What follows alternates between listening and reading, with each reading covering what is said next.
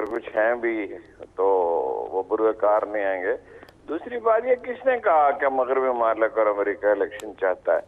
अगर वो इलेक्शन चाहते हैं तो जो सुप्रीम कोर्ट ने हुक्म दिया था इलेक्शन का, तो अगर उन्हें कोई इसरार करना था तो करते, उनका तर्जुमान कहता, यानी शाइस्ता तरीके से।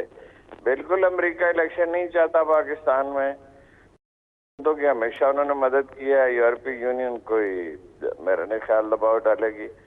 इलेक्शन किसी को साजगार नहीं है, सवाल है पीटीआई के किसी को। और फेयर इलेक्शन तो सवाल ही पैदा नहीं होता, नो क्वेश्चन। ये बड़ा गुमराह कौन तजिया है जो दानिस्ता नहीं उन्होंने किया होगा। उन्हें मतलब ऐसा होता है कि वो आदमी इन्फ्लुएंस हो जाता है किसी ओपिनियन से। मगरब हमेशा कंफर्टेबल रहा अयूब खान के साथ, ज़िया-उल-हक के साथ, याहिया खान के साथ, मुशर्रफ के साथ। मगर तो वो तो उनका अपना एजेंडा है ना, उन्हें इस इंसानी हकूक की क्या परवाह है जी। कल के अगर रिजल्ट्स को देखें, कंफर्टेबल नहीं है वो। ये जो अरब ममालिक की बादशाहते हैं, कहीं भी कोई किसी तरह का भी तर्ज हुक्मरानी है, उनके अपने मफादात हैं खित्ते में। उनके लिए मसला चीन है, उनके लिए इन द लॉन्ग रन मसला आलम इस्लाम में वो लोग हैं जिनकी अप्रोच है आज़ादी की। वो सलमान मैग्निफिसेंट का जमाना भूले नहीं है, मगरब कभी नहीं भूल सकता, कभी सलीबी जंगे नहीं भूल सकता। उनके यहाँ प्रॉपर काम होता है, थिंक टैंक है वो। तो ये अपनी इस्लामी तहरीकें जो थी उसमें जमात इस्लामी तक पे इतना काम हुआ, खौफजदा थे। फिर खमीनी वाले तजर्बे के बाद सवाल ही पैदा नहीं होता। तो वो हारून साहब जो कल के एपी में ज़िमनी इंतखाबात का रिजल्ट आया, विलेज काउंसिल की 72 नशिस्तों में आज़ाद अरकान ने 40 नशिस्तें हासिल की, पीटीआई ने 14 और जेयूआईएफ ने 6, जबकि जमात इस्लामी ने 5। इतनी बड़ी तादाद में जो आज़ाद अरकान जीते हैं, क्या ये ट्रेंड हमें नजर आएगा जब भी नेक्स्ट इलेक्शन हो? नहीं, आज़ाद नहीं है ना जी, पीटीआई के लोग हैं। कमाल है, वो पीटीआई तो इस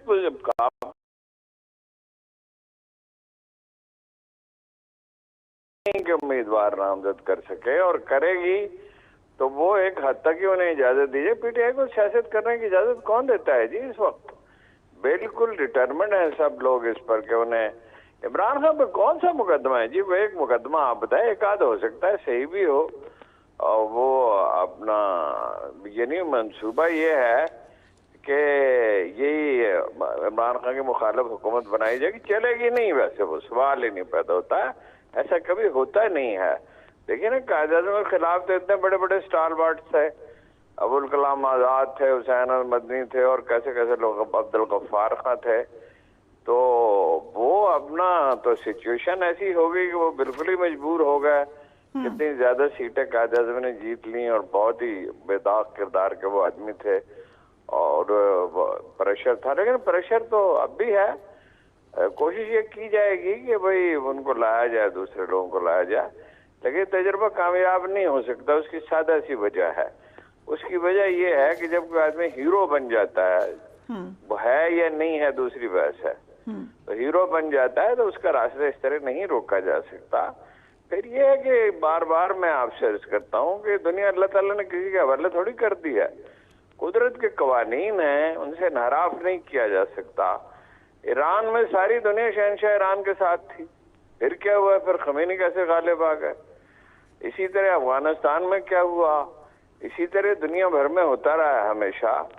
या तो आप अपने अंदर लचक पैदा करें, बात करें। कोई चारा नहीं है इमरान खान से बात करने के, बाकी सब रास्ते बंद है।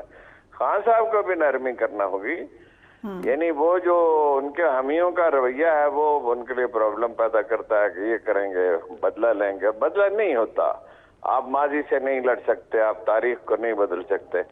वही नेल्सन मंडेला वाला जो तरीका है वही इख्तियार करना होगा। वही जो रसूलुल्लाह सल्लल्लाहु अलैहि वसल्लम ने माफ किया था लोगों को, सुल्तान सलाहुद्दीन अय्यूबी ने किया था, कायद-ए-आज़म ने किससे बदला लिया था जी? ये नहीं होता। आप तारीख को नहीं बदलते, तारीख से नहीं लड़ते, माजी को नहीं बदल सकते। इंतकाम जो लेना चाहता है वो इंतकाम में तो ये कभी अमन होगा ही नहीं, अमन ही नहीं होगा, स्टेबिलिटी नहीं होगी। तो कौन सी मईशत और कौन से जो दुरुस्त फैसले करने चाहिए वो कैसे किए जाएंगे? मुश्किल फैसलों की जरूरत है। पूरे ढांचा बदलने की जरूरत है, एफबीआर का, पुलिस का, सिविल सर्विस का। और फिर ये है कि सदियों पीछे हैं आप एग्रीकल्चर में, जदीद टेक्नोलॉजीज की जरूरत है, आईटी की तालीम की जरूरत है। एक कंप्रीहेंसिव हिजान में है लोग, इसलिए इस तरह की बातें कर रहे हैं ये रवैया इख्तियार के। हारून साहब, ओवरऑल आपको इलेक्शन के बारे में तो अब नजर आ रहा है कि नहीं होते हुए होंगे, लेकिन ये इंटरिम सेटअप कितने अरसे तक चल सकेगा, कंसिडरिंग कि इतनी शदीद महंगाई है, बिजली का बुरान है, दीगर बुरान है, तो ये कितने लंबे अरसे तक चल सकेगा? नहीं, चल तो नहीं सकता। कोशिश इनकी होगी 2-3 साल के लिए चलाने की, इसलिए कि नून लीग तो बिल्कुल नहीं जीत सकती, उसका सफाई हो गया है वहां पर। और पंजाब में भी अगर फेयर इलेक्शन होते हैं, जो हुए हैं ना, जिमनी इलेक्शन हुए हैं, हमजा साहब की हुकूमत में हुए हैं, तो उसमें 3/4 अक्सरियत उन्होंने दी, हालांकि हुकूमत कुछ ना कुछ तो असरअंदाज होती है। और बलूचिस्तान तो सियासी तौर पर मुनकसम है, शख्सियात वहां जीतती हैं, लेकिन देही सिंध में पीपल्स पार्टी जीत सकती है। वो भी इसलिए कि सिविल सर्विस उनकी है, पुलिस उनकी है, वडेरे उनके हैं, और उनके वडेरों की कोई अकाउंटेबिलिटी नहीं है, जो चाहें वो करें। कराची में नहीं जीत सकता कोई पीटीआई के सिवा, अगर बिल्कुल फेयर इलेक्शन हो, यानी मेजॉरिटी होगी। अब हम नहीं कह सकते, खास तौर पर कराची का सर्वे मैंने नहीं देखा, लेकिन 14 सर्वे हुए हैं, उसमें सऊदी अरब, तुर्की और चीन और अमेरिका ने भी सर्वे कराए हैं।